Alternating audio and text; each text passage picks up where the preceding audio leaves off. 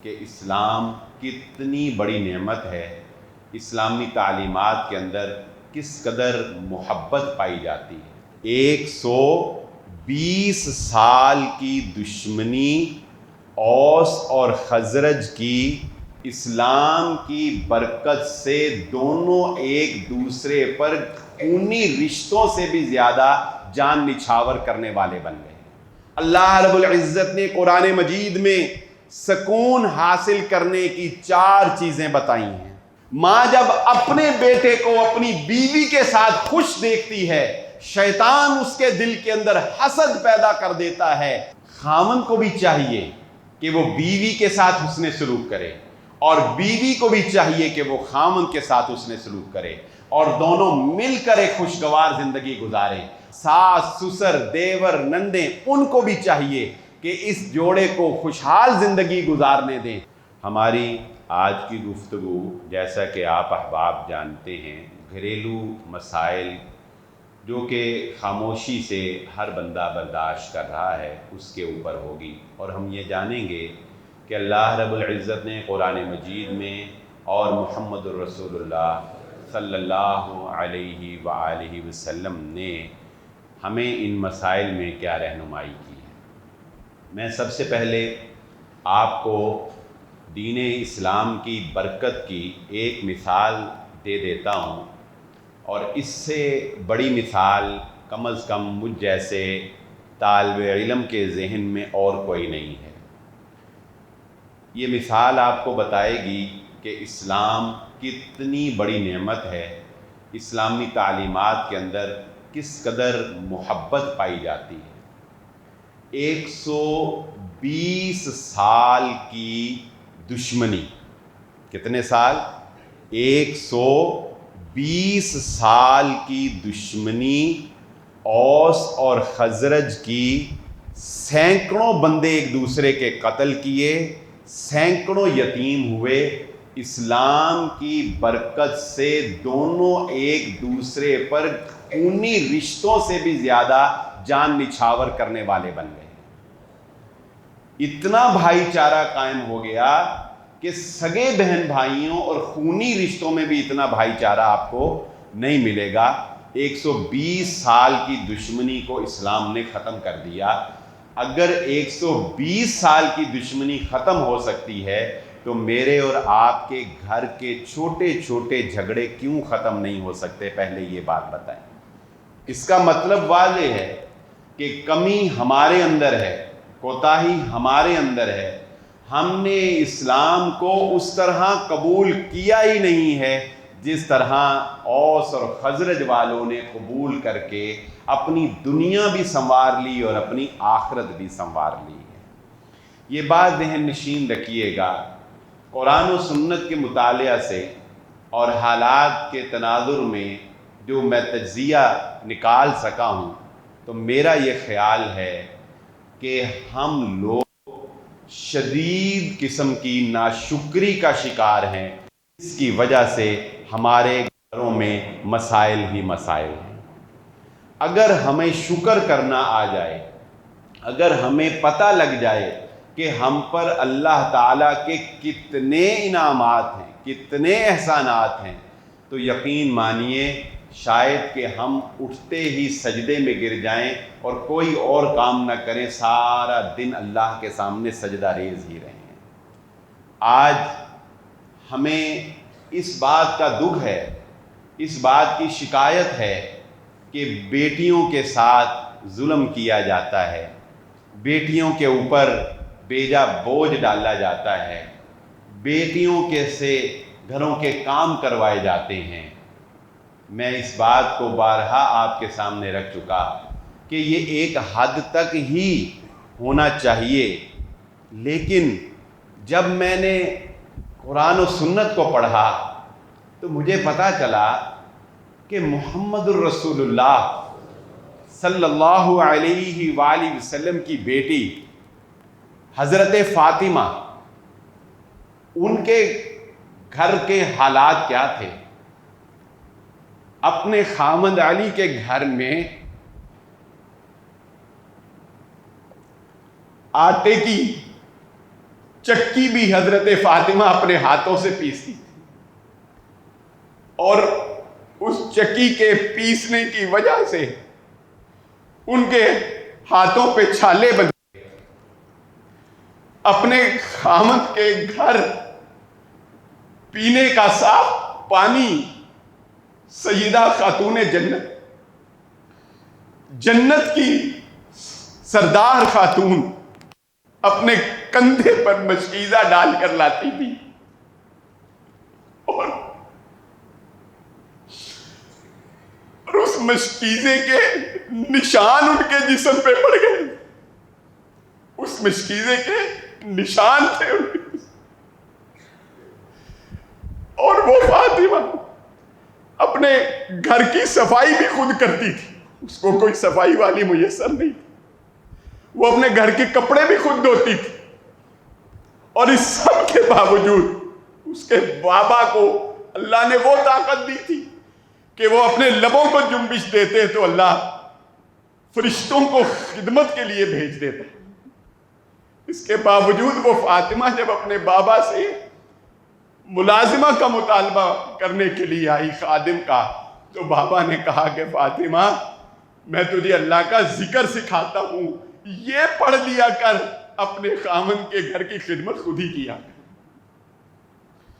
تو مجھے بتائیے، کیا ہماری بیٹیوں کو نبی صلی اللہ علیہ وآلہ وسلم کی بیٹی جیسی زندگی گزارنی پڑ رہی ہے؟ کیا ہماری بیٹیاں اتنا کام کر رہی ہیں جتنا حضرت فاطمہ رضی اللہ تعالیٰ عنہا نے کیا تھا؟ یقیناً نہیں کیا۔ پھر ہم کیوں رونا روتے ہیں؟ پھر ہم کیوں نہ شکری کرتے؟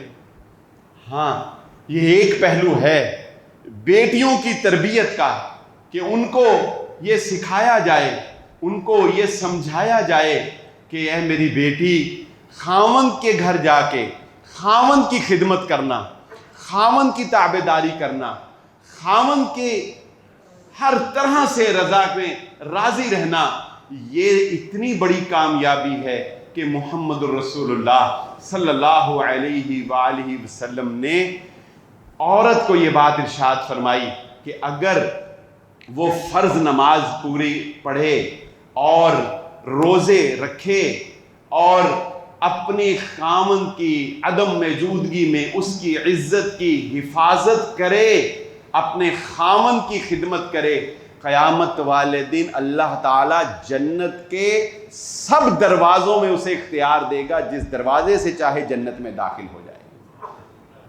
اتنی آسان زندگی اللہ رب العزت نے عورت کے لیے کر دی۔ قاضی شرح رحمہ اللہ تعالیٰ کا واقعہ آتا ہے کہ جب ان کی شادی ہوئی تو ان کی بیوی نے اپنے خامند کے بولنے سے پہلے اپنے خامند کو کہا کہ میں ایک اجنبی عورت ہوں، میں نہیں جانتی آپ کی پسند کیا ہے، ناپسند کیا ہے، مجھے آج بتا دیجئے کہ آپ کو کون سی چیز اچھی لگتی ہے اور کون سی چیز بری لگتی ہے، زندگی بھر آپ کو شکایت کا موقع نہیں دوں گی۔ اور پھر قاضی شرح رحمہ اللہ کہتے ہیں 20 سال گزر گئے، 20 سالوں میں مجھے صرف ایک مرتبہ اپنی بیوی کے اوپر غصہ آیا، اس میں بھی مجھے لگتا تھا کہ میرا ہی قصور ہے۔ اس طرح سے خواتین نے، سلف صالحین کی خواتین نے اس طرح اپنے خامنوں کی خدمت جو ہے وہ بجا لائی۔ اس لیے تربیت کا پہلا پہلو یہ ہے کہ بیٹیوں کو صبر سکھایا جائے، بیٹیوں کو خدمت کرنا سکھایا جائے، بیٹیوں کو خامدوں کی عزت کرنا سکھایا جائے، خامدوں کا خیال رکھنا بیٹیوں کو سکھایا جائے۔ اور جب بیٹیاں یہ کریں تو یاد رکھنا محمد الرسول اللہ صلی اللہ علیہ وآلہ وسلم نے ارشاد فرمایا، جو خامد جان بوجھ کر اپنی بیوی کو تنگ کرتا ہے، جان بوجھ کر اپنی بیوی کے اوپر اسباب اپنے ہونے کے باوجود اپنی ذمہ داریوں کو پورا نہیں کرتا، اس کے پہننے کا نان و نفقے کا خیال نہیں کرتا، اس کو وہ تحفظ فراہم نہیں کرتا جو خامد نے اس کو دیا، رسول اللہ صلی اللہ علیہ وسلم نے فرمایا جو خامند جان بوجھ کر اپنی بیوی کو تنگ کرتا ہے قیامت والے دن اللہ رب العزت اسے اٹھا کر نافرمانوں کی صف کے اندر کھڑا کر دیں گے۔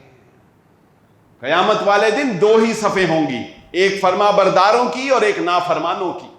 اللہ تعالیٰ اسے نافرمانوں کی صف کے اندر کھڑا کر دیں گے کہ تو اپنی بیوی کا خیال نہیں کرتا۔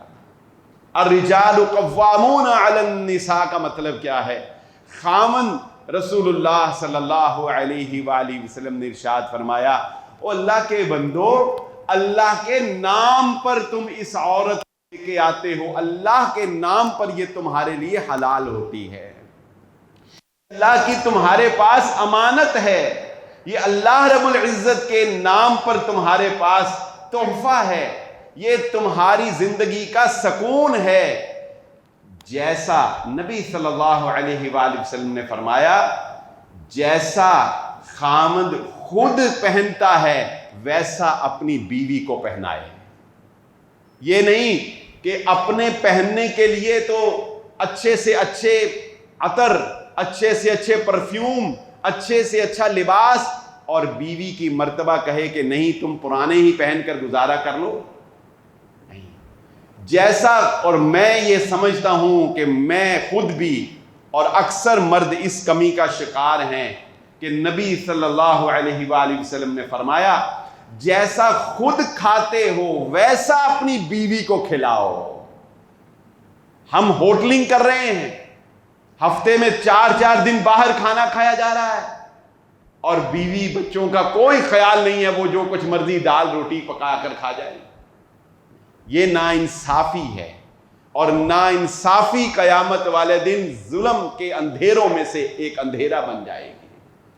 نبی صلی اللہ علیہ وآلہ وسلم نے ارشاد فرمایا جیسا کھاتے ہو ویسا کھلاؤ، جیسا پہنتے ہو ویسا پہناؤ، اور فرمایا اس کو کبھی بھی آر نہ دلایا کرو، اس کو کبھی بھی تانا نہ دیا کرو کہ تمہارا خاندان برا ہے، تمہاری نسل ایسی ہے، تم سیکھ کے کچھ نہیں آئی ہو، تم یہ ہو اور تم وہ ہو۔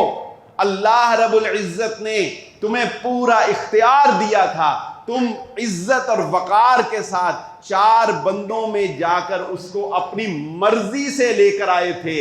اب اللہ تمہیں یہ اجازت نہیں دیتا کہ اس کو برے ہونے کا تانا دو، اگر کوسنا ہے تو اپنے آپ کو برا کہو کہ تم نے جو ہے وہ غلط فیصلہ کیا، لیکن حق تو یہ ہے کہ یہ فیصلہ تمہارا بھی نہیں ہے، یہ فیصلہ تو اللہ کا ہے جو آسمانوں پہ تمہارے لیے جوڑا اس نے منتخب کیا ہے۔ اب اللہ کی رضا میں راضی ہو کر اس کے ساتھ دل لگاؤ، اور دل لگانے کا طریقہ بھی محمد الرسول اللہ صلی اللہ علیہ وسلم نے فرمایا۔ کیا فرمایا؟ اللہ کے نبی صلی اللہ علیہ وسلم نے ارشاد فرمایا اگر تمہیں اس کی کوئی بات ناگوار گزرتی ہے، وہ عورت ہے، وہ انسان ہے، وہ تمہارے سے کمزور پیدا کی گئی ہے، اس کے جذبات تمہارے جذبات سے فرق ہیں، وہ تمہاری طرح کانفیڈنٹ نہیں ہو سکتی، وہ تمہاری طرح سوچ نہیں سکتی، وہ تمہاری طرح فیصلے نہیں کر سکتی، وہ تمہاری طرح نہیں ہے، تمہیں اللہ نے مضبوط اعصاب کا بنایا ہے، تم اس سے یہ امید نہ کرو کہ وہ بالکل پرفیکٹ ہو۔ نہیں، نبی صلی اللہ علیہ وآلہ وسلم نے فرمایا اگر اس کی کسی بات سے تمہیں تکلیف پہنچتی ہے، تمہیں ناگوار گزرتی ہے، تو یہ تو دیکھا کرو اللہ نے اس میں کتنی خیر رکھی ہے، اس کی وجہ سے اللہ نے تمہیں حرام جگہ منہ مارنے سے بچایا ہوا ہے، اللہ نے تمہیں حرام سے بچایا۔ اکثر بزرگوں کے بارے میں یہ کہتا ہوں آج یہ دعا مجھے اور آپ کو ہر وقت مانگنی چاہیے جو بزرگ مانگا کرتے تھے، صحابہ، تابعین، تبع تابعین یہ دعا مانگا کرتے تھے جب موبائل نہیں تھا، جب واٹس ایپ نہیں تھا، جب فیس بک نہیں تھی، تو وہ ہاتھ اٹھا کر کہتے تھے اے اللہ ہمیں ہماری بیویوں کے ساتھ خوش کر دے، ہماری بیویوں میں ہمارا دل لگا دے، اس کے علاوہ عورتوں کی طرف ہمیں مائل ہونے سے محفوظ فرما دے۔ اللہ ہم سب کے لیے یہ دعا قبول فرمائے۔ بیویوں کے ساتھ خوش رہنا یہ انسان کو حرام سے بچاتا ہے.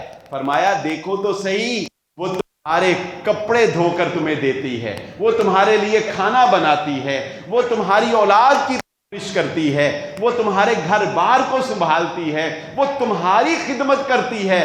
اگر کوئی ایک بات اس کی بری بھی لگ جاتی ہے تو وہ سینکڑوں باتیں جو اس میں اچھی پائی جاتی ہیں اس کی وجہ سے تم اس کی ایک غلطی کو معاف نہیں کر سکتے، تم اس سے درگزر نہیں کر سکتے. اللہ رب العزت نے قرآن مجید میں سکون حاصل کرنے کی 4 چیزیں بتائی ہیں. 4 چیزیں ہیں جن سے انسان کو سکون مل سکتا ہے. اور وہ 4 چیزیں کیا ہیں؟ ان میں سب سے پہلی چیز اللہ رب العزت نے رات کو بنایا جس میں تم سکون حاصل کرتے ہو. دن کو جتنا مرضی سو لو، جو رات کی نیند کا سکون ہے وہ تمہیں دن کے وقت میسر نہیں آ سکتا. رات کو سکون ملا. نمبر 2، اللہ رب العزت نے فرمایا سورۃ النحل میں، ہم نے تمہارے لیے گھر میں سکون رکھا. 7 اسٹار ہوٹل میں بھی رہو گے نا، اللہ کی قسم جو راحت اپنے گھر پہنچ کے ملے گی وہ کہیں اور نہیں ملے گی. گھر میں تمہارے لیے سکون رکھا. اور نمبر 3، تمہاری بیوی میں اللہ نے تمہارے لیے سکون رکھا ہے. بیوی کے علاوہ کسی عورت کے پاس جاؤ گے، زنا کرو گے، دل لگی کرو گے، جو کچھ بھی کرو گے، گناہ کا احساس تمہیں ستائے گا، گناہ تمہارے نامہ اعمال میں لکھا جائے گا. بیوی وہ واحد رشتہ ہے جس کے ساتھ اللہ تمہیں وہ سکون دے گا کہ وہ سکون کسی اور عورت کے ساتھ میسر نہیں آ سکتا. نمبر 4، اللہ نے اپنی یاد میں تمہارے لیے سکون رکھا ہے. الا بذکر اللہ تطمئن القلوب. یہ 4 چیزیں سکون کی چیزیں ہیں، اور افسوس ہم ان 4 چیزوں سے محروم ہیں. ہماری راتیں جاگتے میں گزر رہی ہیں، ہمارے دن گھر سے باہر گزر رہے ہیں، ہمارا دل بیویوں کو چھوڑ کر غیر عورتوں کی طرف مائل ہو رہا ہے، اور ہماری زبانوں کے اوپر اب اللہ کا ذکر نہیں رہتا. ہماری زبانوں پر گانے ہیں، ہماری زبانوں پر شعر و شاعری ہے، یا ہماری زبانوں پر جغد بازی ہے، یا کچھ اور ہے. ہماری زبانوں پر اب اللہ کا ذکر نہیں ہے. محمد الرسول اللہ صلی اللہ علیہ وآلہ وسلم کی خود اپنی ذات اقدس کے بارے میں حضرت عائشہ صدیقہ رضی اللہ تعالیٰ عنہ فرماتی ہیں کہ ہم 9 بیویاں اللہ کے نبی صلی اللہ علیہ وآلہ وسلم کی خدمت کے لیے ہر وقت کمر بستہ رہتی تھیں، ہر وقت کمر بستہ رہتی تھیں. لیکن فرمایا رسول اللہ صلی اللہ علیہ وآلہ وسلم کے بارے میں، آپ گھر میں اپنے کام کاج اتنے کیا کرتے تھے کہ ہمیں لگتا تھا جیسے آپ ہماری خدمت کر رہے ہیں. خامند بیوی کے خدمت کرے، گھر میں بیوی کے کام آئے، یہ محمد الرسول اللہ صلی اللہ علیہ وآلہ وسلم کی سنت مبارکہ ہے. اپنی ازواج مطہرات کو سواری پر سوار کروانے کے لیے جب نبی صلی اللہ علیہ وآلہ وسلم اپنی کسی زوجہ کو اونٹ پر بٹھانا ہوتا تو کیسے بٹھاتے؟ اللہ کے نبی صلی اللہ علیہ وسلم اپنی ٹانگ، اپنی یہ ران یہ ایسے رکھتے، آپ کی بیوی آپ کی ران پر قدم رکھ کے سواری کے اوپر سوار ہوتی. یہ محمد الرسول اللہ صلی اللہ علیہ وآلہ وسلم ہے. اللہ کے نبی صلی اللہ علیہ وآلہ وسلم کی بیویوں کے ساتھ حسن سلوک کا عالم یہ ہے، آپ نے ساری زندگی نہ کبھی کسی غلام کو مارا، نہ آج تک اپنی کسی بیوی کو مارا ہے، کبھی ہاتھ نہیں اٹھایا.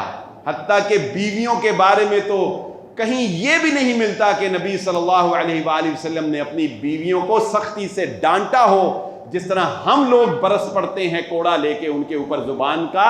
اللہ کے نبی صلی اللہ علیہ وآلہ وسلم ایسے نہیں تھے.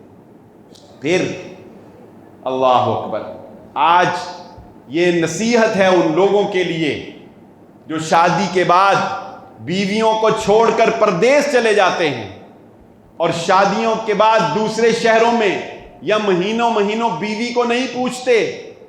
اللہ کی قسم اگر ان کو یہ بات حضرت عائشہ کی سمجھ آ جائے تو انہیں دین کی محبت سمجھ آ جائے.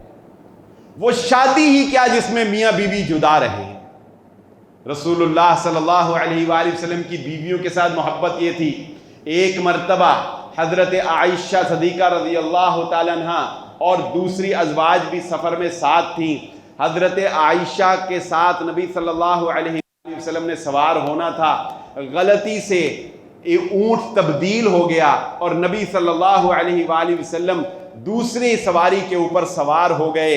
تو حضرت عائشہ فرماتی ہیں کہ اللہ کے نبی صلی اللہ علیہ وآلہ وسلم کی یہ جو اتنی سی جدائی تھی اس کے بارے میں بھی حضرت عائشہ فرماتی ہیں کہ اللہ مجھے بچھو کاٹ لے یہ گوارا ہے مگر مجھے محمد الرسول اللہ صلی اللہ علیہ وسلم کی اتنی سی جدائی بھی برداشت نہیں ہے. مجھے اپنے خامند کی جدائی گوارا نہیں ہے مگر مجھے کوئی زہریلا جانور کوئی بچھو کاٹ لے میں اس کی تکلیف تو برداشت کر سکتی ہوں مگر خامند کی جدائی کی تکلیف حضرت عائشہ فرماتی ہیں میں برداشت نہیں کر سکتی. یہ بیویوں کے جذبات ہیں جس کی عکاسی ہماری ماں امہات المومنین حضرت عائشہ صدیقہ رضی اللہ تعالیٰ عنہا کر رہی ہیں. پھر کیوں چند ٹکوں کی خاطر اور دولت حاصل کرنے کی خاطر انسان اپنی زندگی کی خوشیاں جو ہے وہ داؤ پہ لگا دے اور اپنی زندگی کی بہار اپنی زندگی تمام تر وہ جوانی وہ ساری جو ہے وہ داؤ پہ لگا دے. دین اس کی اجازت نہیں دیتا. حضرت عمر نے جہاد جیسے فریضے کے بارے میں بھی کہہ دیا تھا کہ 4 مہینے سے زیادہ کسی مجاہد کو سرحد پہ رہنے کی اجازت نہیں ہے. چاہے جہاد سے بڑا تو کوئی کام نہیں ہو سکتا نا. تبلیغ پر بھی جانا ہو تو نوٹ کر لو, دین کے کام پر بھی جانا ہو تو نوٹ کر لو. 4 مہینے سے زیادہ گھر سے جدا ہونا یہ ہمارا دین اس کی اجازت نہیں دیتا. بیوی کو وقت دینا, بیوی کی خدمت کرنا یہ خامن کے اوپر فرض قرار دے دیا. اور الرجال قوامون علی النساء, صرف تم حکم چلانے کے لیے قوام نہیں ہو, گالیاں دینے کے لیے قوام نہیں ہو, تمہارے پاؤں کی جوتی نہیں ہے وہ, تمہارے سر کا تاج ہے وہ, تمہاری عزت ہے وہ. تمہیں اللہ نے قوام بنایا ہے, تمہاری ذمہ داری ہے کہ تمہارے عقد میں آنے کے بعد کسی کو یہ جرت نہ ہو کہ وہ تمہاری بیوی کی حق تلفی کر سکے, تمہاری بیوی کو کوئی تانا دے, تمہاری بیوی کو کوئی تکلیف دے اور تم خاموش تماشائی بن کے بیٹھے رہو. یہ دین تمہیں اجازت نہیں دیتا. یہ تمہاری قوام ہونے, تمہارے عہدے کے ساتھ بے وفائی ہے. اور میں یہاں یہ سخت جملہ بھی کہنا چاہوں گا کہ بیوی کو تکلیف دینے والے چاہے تمہارے ماں باپ ہی کیوں نہ ہوں, تمہیں اس کی ڈھال بن کر تحفظ فراہم کرنا ہے کیونکہ تم اللہ کے نام پہ اس کو لے کے آئے. تمہاری بیوی ہو, ماں باپ کی خدمت, ماں باپ کی تابعداری, ماں باپ کی فرما برداری اپنی جگہ ہے, اس سے انکار نہیں کیا جا سکتا کہ وہ تو پہلا حق ہے. لیکن اس کا مطلب یہ ہرگز نہیں ہے کہ ماں باپ تمہاری بیوی کو تمہارے سامنے ملازمہ کی طرح ڈیل کریں اور تم خاموش تماشائی بن کے دیکھتے رہو. یہ ماں باپ کے ساتھ وفاداری تو ہوگی مگر یہ اپنے عہدے کے ساتھ بے وفائی ہوگی. اور میں یہاں پر والدین کو بھی یہ نصیحت کرنا چاہوں گا کہ شریعت نے, یاد رکھیں, باپ کا کتنا حق رکھا ہے. اتنا حق رکھا ہے باپ کا کہ شریعت کہتی ہے, رسول اللہ صلی اللہ علیہ وسلم نے فرمایا تھا, ایک بیٹے نے جب اپنے باپ کی شکایت کی تھی, آپ نے فرمایا تو بھی اور تیرا مال دونوں تیرے باپ کے. اتنا بڑا حق دیا ہے.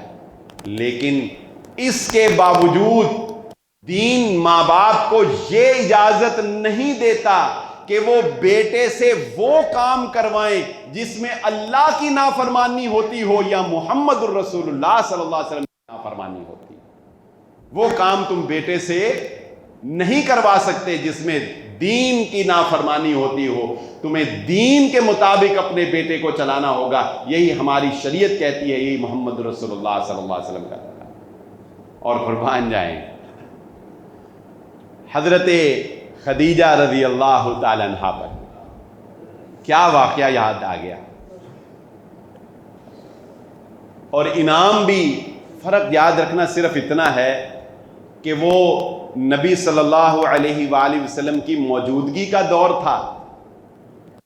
وہ نبی صلی اللہ علیہ وسلم کی موجودگی کا دور تھا، اس لیے ہر چیز نکھر کے سامنے آ جاتی تھی. فرشتوں کی دعائیں، فرشتوں کے سلام، اللہ کا سلام. میں یہ سمجھتا ہوں آج بھی جو ویسے اعمال کرے گا اس کے لیے ویسی ہی جزا ہے. فرق صرف اتنا ہے، اس وقت دکھا دیا جاتا تھا، اب دکھایا نہیں جاتا. میری اس بات کو سمجھیے گا جو میں واقعہ بیان کرنے لگا.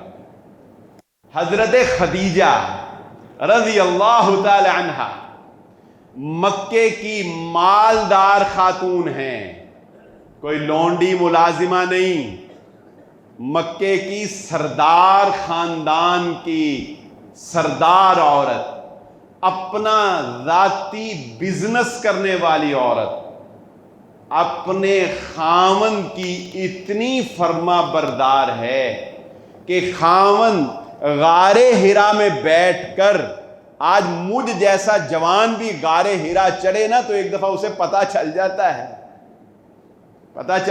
ہے نا.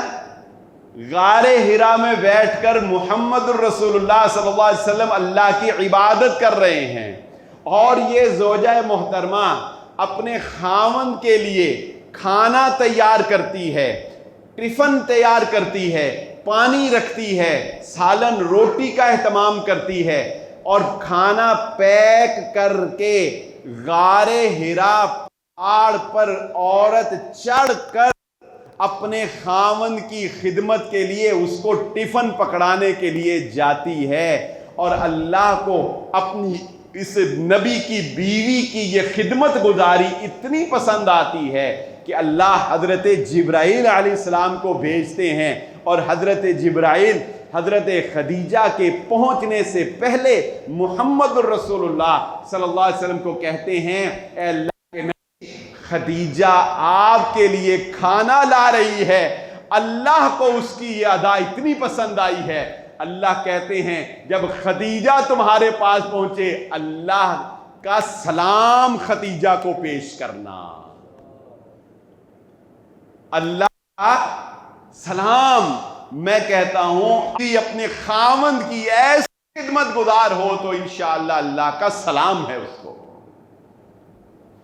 اور یہی کافی نہیں، حضرت جبرائیل علیہ السلام نے کہا، اے محمد الرسول اللہ صلی اللہ علیہ وآلہ وسلم، اللہ کا سلام بھی پیش کیجیے گا، اور فرشتوں کے سردار حضرت جبرائیل کا سلام بھی حضرت خدیجہ کو پیش کیجیے.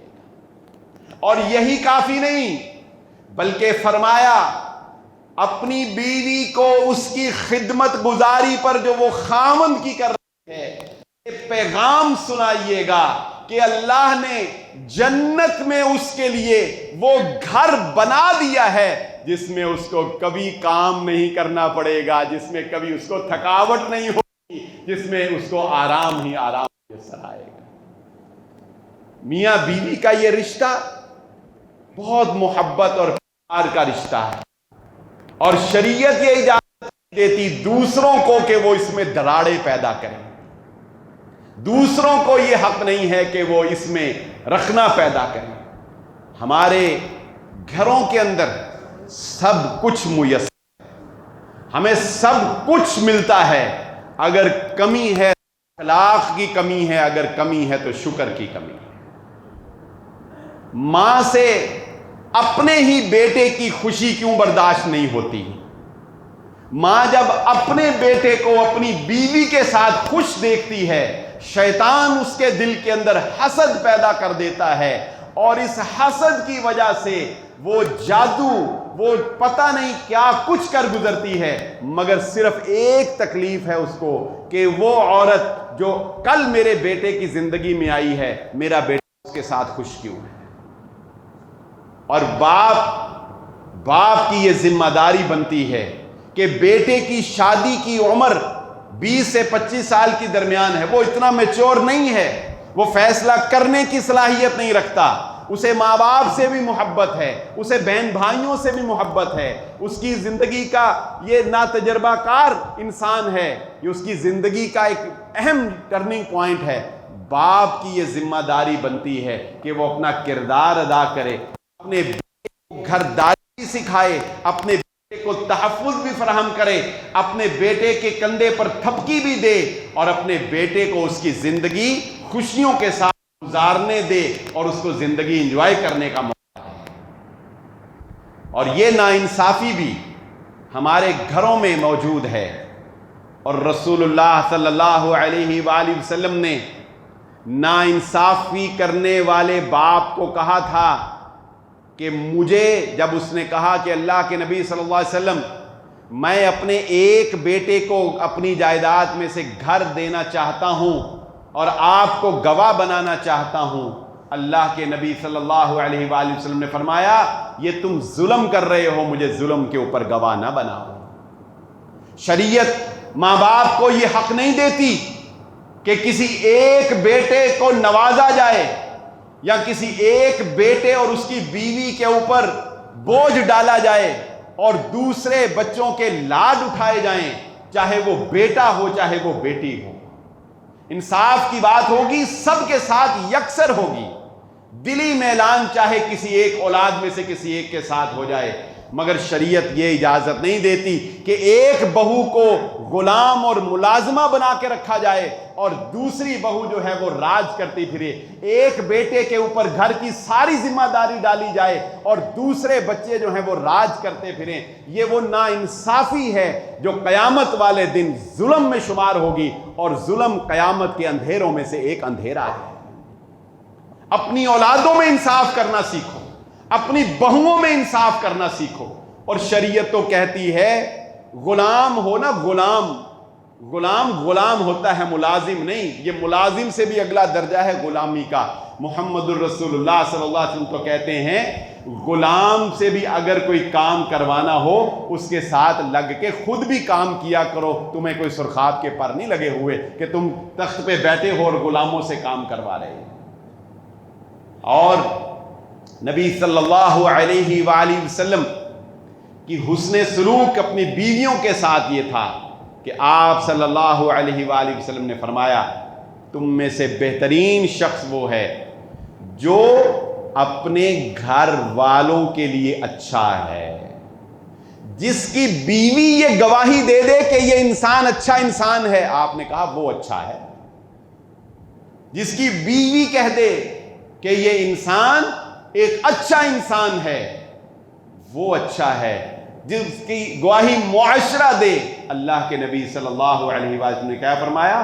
میں محمد صلی اللہ علیہ وآلہ وسلم تم سب میں اپنی بیویوں کے لیے، اپنے گھر والوں کے لیے سب سے اچھا انسان ہے۔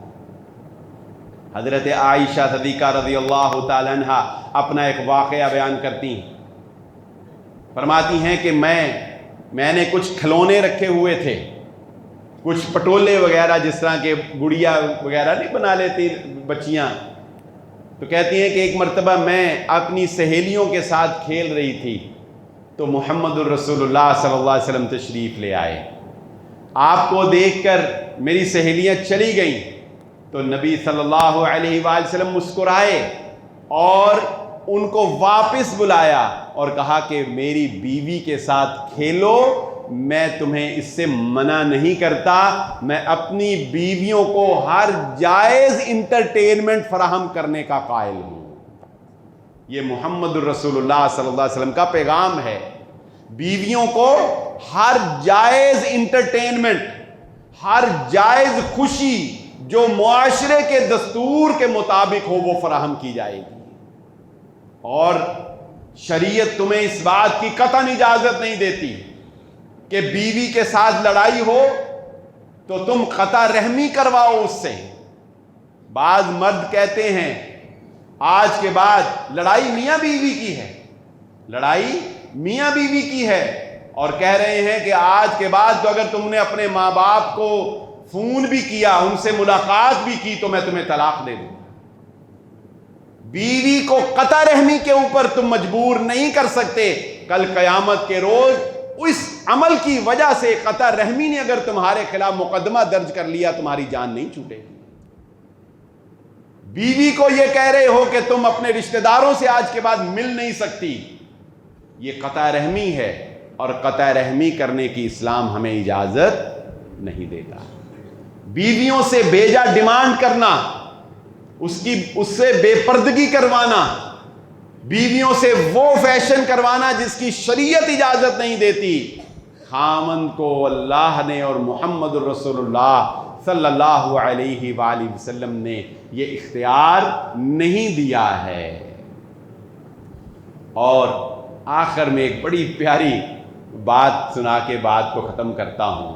اس بات سے دو طرفہ بات واضح ہو جائے گی. خامند کو بھی چاہیے کہ وہ بیوی کے ساتھ حسن سلوک کرے، اور بیوی کو بھی چاہیے کہ وہ خامند کے ساتھ حسن سلوک کرے، اور دونوں مل کر ایک خوشگوار زندگی گزاریں. اور گھر کے دیگر افراد، ساس سسر دیور نندیں، ان کو بھی چاہیے کہ اس جوڑے کو خوشحال زندگی گزارنے دیں اور اپنی زندگی اپنے طریقے سے انجوائے کریں.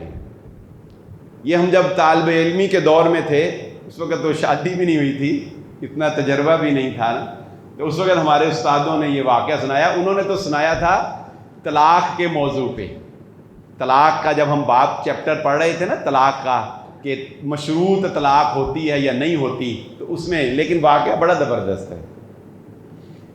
اس سے آپ کو ڈفرنس آف نیچر سمجھ آئے گا. ایک خامند نے ایک مولوی صاحب سے واعظ سنا. وہ کہہ رہے تھے کہ انسان کو اپنی بیویوں کی تعریف کرنی چاہیے، اس سے محبت میں اضافہ ہوتا ہے. تحفے تحائف دینے چاہیے، اس سے محبت میں اضافہ ہوتا ہے. اب یوں سمجھ لیں کہ تین آدمیوں نے، یہ دو واقعات کو مکس کر کے سنا رہا ہوں، تین آدمیوں نے، سمجھ لیں کہ تین آدمیوں نے یہ بات سنی مولوی صاحب کی. ایک نے جا کر اپنی بیوی کو کہا کہ وہ دیکھو رات کے وقت 14ویں کا چاند کتنا خوبصورت ہے. بیوی نے کہا واقعی. اس نے کہا یہ چاند تو اتنا خوبصورت ہی نہیں ہے، آپ اس چاند سے بھی زیادہ خوبصورت ہیں. بیوی کا جواب کیا تھا؟ نہیں. بیوی نے کہا نہیں، میں نہیں، بلکہ آپ کی شخصیت اور آپ کا چہرہ مجھے اس چاند سے بھی زیادہ حسین لگتا ہے. یہ ہے پیار محبت والا جوڑا، یہ ہے پیار محبت والا جوڑا، مثالی جوڑا. دوسرا کوئی بیچارہ ستا ہوا تھا، وہ گیا، اس نے ابھی اپنی بیوی کو کہا وہ چاند دیکھ رہی ہو؟ کہنی دیکھنی نہیں ہے، میں کوئی انی ہے. لوگ نے کہا ہن میں اگے کی کما ہے، انہوں نے کہا ہن میں اگے تیری تعریف کی کرا. جواب ہی اتنا سڑا آیا. انہوں نے کہا جی ٹھیک ہے بات ٹھیک ہے، دیکھ نہیں رہا ہے. تو یہاں جب بیوی ایسا جواب دے گی یا خامند ایسا جواب دے گا تو وہاں محبت آگے نہیں چلتی. ایک کوئی زیادہ ہی بیچارہ دیوانہ وار مجنوں تھا، اس کی وجہ سے ہم نے یہ واقعہ سنا. وہ کہنے لگا اے میری بیوی وہ چاند دیکھ رہی ہو؟ اس نے کہا دیکھ رہی ہو. اس نے کہا تم اتنی خوبصورت ہو، اتنی خوبصورت ہو کہ اگر تم چاند سے زیادہ خوبصورت نہ ہو تو جا تینوں طلاق ہے. بیوی نے کہا لو جی یہ لمحہ سے آپ پاتے. انہوں نے کہا یہ کیا کہہ دی. خیر وہ پھر آئی اس وقت کے مفتی صاحب کے پاس کہ جی یہ طلاق اب ہوئی یا نہیں ہوئی. رپڑ پڑ گیا نا. اس نے کہا اگر تو چاند سے تو پھر انہوں نے پھر جو ہے لقد خلقنا الانسان فی احسن تقویم، جو اللہ نے قرآن مجید میں فرمایا نا کہ اللہ نے چاند سورج ستارے جتنی بھی خوبصورت سے خوبصورت مخلوقات ہیں سب کے سے زیادہ اللہ نے انسان کو خوبصورت بنایا ہے. پھر اس آیت کے تناظر میں انہوں نے یہ فتویٰ دیا کہ بیوی دی جتنی مرضی تعریف کر لو کوئی تاڑے اتے فتویٰ نہیں لگے گا، طلاق نہیں ہوئی. اللہ تعالیٰ سے دعا ہے اللہ تعالیٰ ہمارے گھروں کی رونقیں بحال کر دے. اللہ تعالیٰ ہمارے گھروں کے اندر جو حسد بغض جو مداخلت ایک دوسرے کے ساتھ، مقابلہ بازی، پرائیویسی نہ دینا، یہ اتنا بڑا مسئلہ ہے۔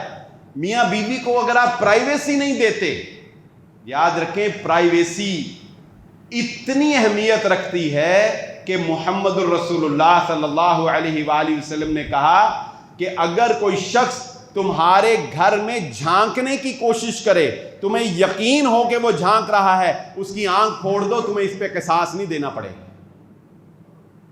تمہیں اس پہ میاں بیوی کی پرائیویسی میں کسی قسم کی مداخلت کی دین اجازت نہیں دیتا۔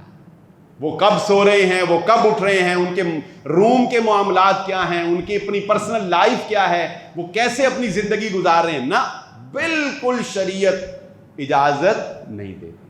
بھائی آپ جوائنٹ فیملی سسٹم میں رہیں، یہ ساری قباحتیں ویسے جوائنٹ فیملی سسٹم میں آتی ہیں، اس میں قباحتیں بھی ہیں، کچھ فائدے بھی ہیں، لیکن اگر جوائنٹ فیملی سسٹم میں رہنا ہے تو اخلاق بہت بلند کر کے رہنا پڑے گا۔ مقابلہ بازی نہیں، حسد نہیں، تانا نہیں، دوسرے کو نہیں دیکھنا، دوسرے کی پرائیویسی میں نہیں جانا، اپنی زندگی اپنے طریقے سے انجوائے کرو۔ اللہ تعالی ہم سب کو شکر کرنے والا اور اپنے گھروں میں سکون اور چین کے ساتھ رہنے کی توفیق عطا فرمائے۔ وآخر دعوانا الحمدللہ رب العالمین۔